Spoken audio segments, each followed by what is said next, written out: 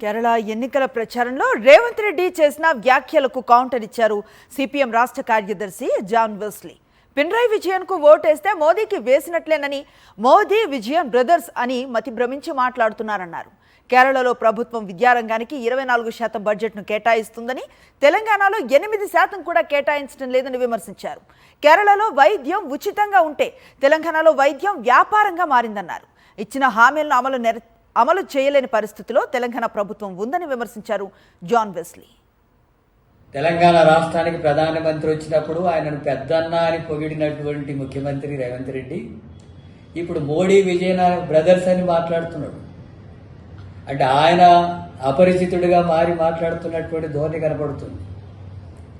తెలంగాణ రాష్ట్రం దేశంలోనే ఫస్ట్ అట, అక్కడ కూడా యూడీఎఫ్ ప్రభుత్వాన్ని ఎన్నుకోవాలట. కేరళలో ఎల్డీఎఫ్ ప్రభుత్వం విద్యారంగానికి 24% బడ్జెట్ కేటాయిస్తుంది రాష్ట్రంలో. నువ్వు 8% కూడా కేటాయించడం లేదు. అక్కడ వైద్యం ఉచితంగా ఉంది, ఇక్కడ వైద్యం వ్యాపారంగా మారినటువంటి పరిస్థితి ఉంది. పేద ప్రజల ప్రాణాలు పోతున్నాయి గాల్లో.